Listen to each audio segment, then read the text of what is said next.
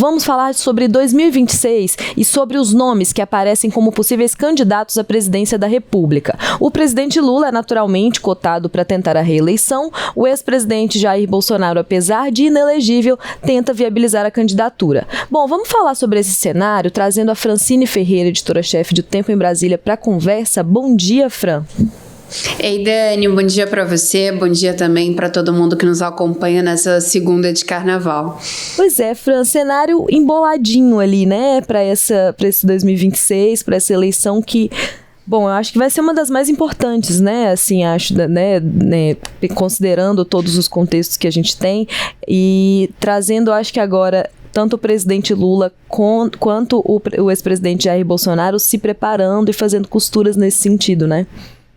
Exato, Dani. Enquanto a gente vê a esquerda com a falta de nomes, né? Hoje o único nome lembrado e cotado é do presidente Lula. Por outro lado, a direita tem aí vários nomes que é justamente o que preocupa o ex-presidente Jair Bolsonaro. Além dele já ter questões judiciais, né?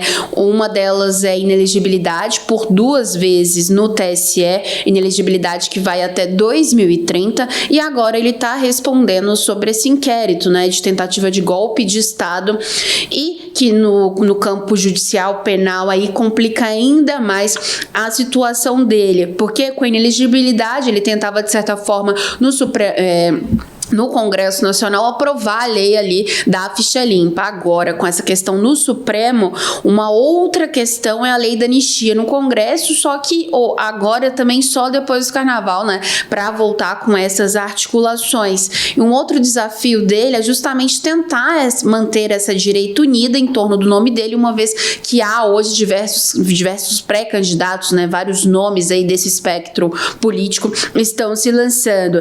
Então, o que o Bolsonaro tenta fazer agora, né? É justamente não dar espaço para que outros nomes apareçam, então é tentar conter ali aqueles mais animados neste momento. Então, por várias vezes, eles colocam como o líder, o cara que está à frente aí desse espectro político, ao mesmo tempo também ali dando as cartas dentro do PL. E, por fim, ele tenta se manter vivo aí na disputa justamente com entrevistas. A gente viu isso aumentando nos últimos dias, né? Então, hoje o que a gente vê é realmente uma tentativa de sobrevivência de Jair Bolsonaro para esse cenário eleitoral de 2026 e que, Dani, principalmente juridicamente, se torna muito difícil nesse sentido. Agora, do lado do presidente Lula, o presidente Lula tem como desafio agora mudar esse discurso, que é um discurso cansado.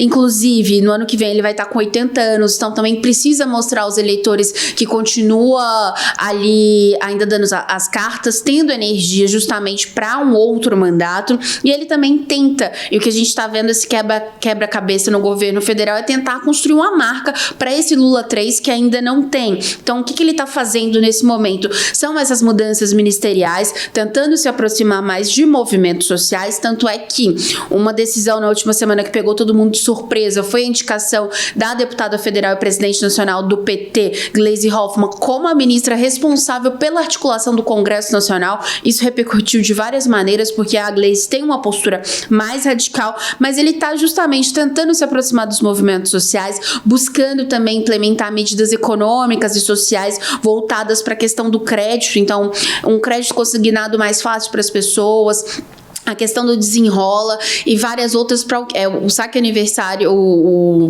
saque, né, do FGTS, saldo retido, né, de saco, do saque aniversário da FGTS. Então, ele tá tentando fazer isso e tá falando mais. Então, a gente vê um presidente mais falante, com mais entrevistas, viajando mais e aparecendo mais também aí em eventos. Tentando reverter essa crise de popularidade, né, em que ele se encontra, enfim.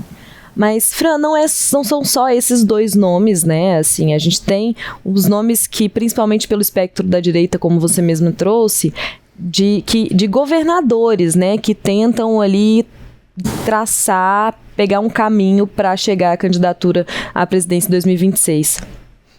Dani, o principal deles é o Tarcísio de Freitas, o governador de São Paulo, pelo Republicanos, e que quando a gente olha com Bolsonaro ali, que é a principal questão, porque Tarcísio precisa se descompatibilizar até abril do ano que vem no cargo para tentar concorrer à presidência da República. Agora, o que o Bolsonaro está tentando fazer é não deixar esse espaço para ele. Então, digamos que o Tarcísio está tendo que se equilibrar justamente para se manter fiel a Bolsonaro e esse grupo de aliados e, ao mesmo tempo, também construir uma história relacionada ao nome dele. Então, a gente viu nas últimas semanas, por exemplo, ele fazendo diversos acenos, como justamente participando, né, daquele evento que a gente trouxe aqui com o presidente Lula, em que ele fez vários afagos ao presidente Lula.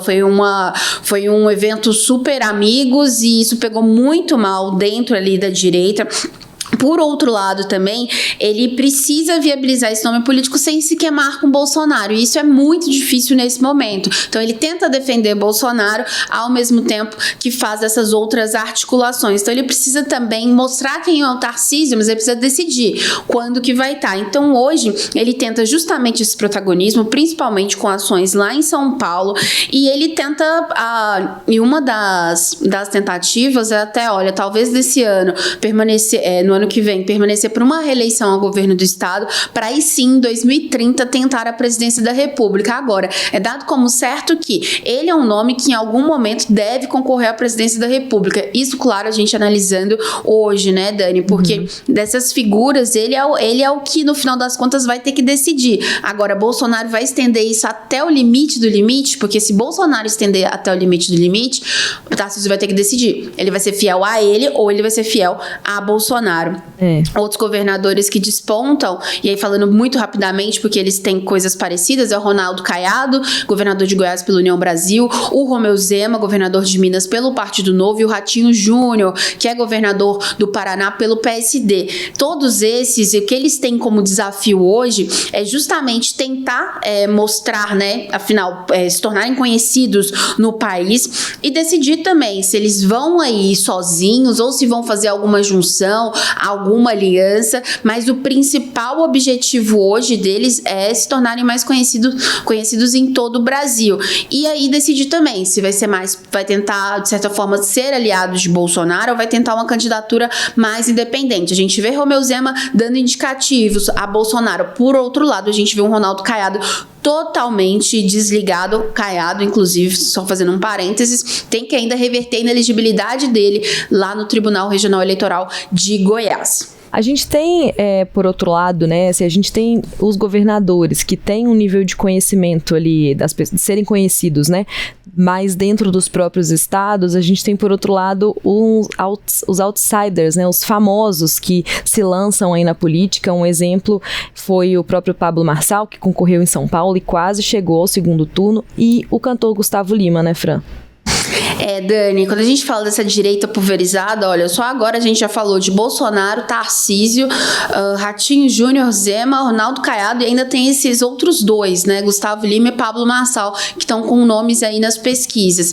Enquanto Pablo Marçal foi uma figura totalmente polêmica e tem como um desafio aí lidar com tudo aquilo que ele mesmo criou contra ele nas eleições para a capital paulistana, por outro lado, Gustavo Lima precisa mostrar que ele vai além do tcheretchê, né? Que ele conhece ali mais de política, que ele tá entendendo como é que é isso, que proposta de fato ele vai ter. Porque o que a gente já viu em outras ocasiões foram celebridades que não tiveram sucesso nas urnas, né? A gente tá falando da presidência da República. Então isso é um desafio muito forte para ele. E um desafio também porque, enquanto Pablo Marçal ele faz as coisas dele, é independente e todo mundo diz que o cara é indomável, por outro lado, Gustavo Lima, de certa forma, ele precisa ver como que ele vai ficar com nomes da direita com quem ele tem um bom relacionamento. Entre eles, o próprio Jair Bolsonaro e também o Caiado, porque o Caiado queria que Gustavo Lima concorresse ao Senado. junto numa chapa com a mulher dele, a Gracinha, que é a primeira-dama de Goiás, né? Então, o que a gente vê é justamente um cenário totalmente embolado nesse ali da direita. Então, não falta nome, né? Tem pra aquele de quem é da direita mais moderada, mais radical, enfim.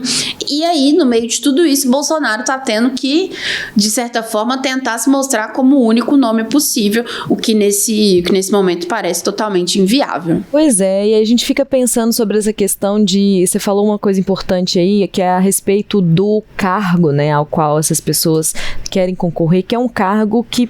Gente, Presidência da República é o cargo mais alto do Executivo, né, o cargo mais visado do Brasil, assim, a pessoa que tem mais, sei lá, responsabilidades, digamos assim, no país, e não é simplesmente vou mudar o Brasil, vou melhorar o Brasil, isso não é proposta. Proposta é falar como, né, o que você vai fazer para alcançar esse objetivo. E muitas vezes quando você tem um outsider, aí você bem disse que é um problema, né, que o próprio Gustavo Lima entende, enfim, e o Pablo Marçal também, na minha avaliação, ele também tem pouco know-how, assim, de política, de gestão pública, porque não é a mesma coisa você ser um empresário e você ser um gestor público, né? São coisas diferentes, são ali...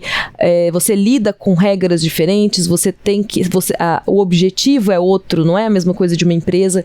Então, fica ali essa lição de casa, né, que eles vão precisar fazer antes de realmente se viabilizarem, e que acho que é uma das formas que o próprio Bolsonaro e outros políticos vão tentar bater, né, se for o caso de disputarem contra esses nomes, é que não são pessoas da área, não são pessoas que vão saber o que fazer, né.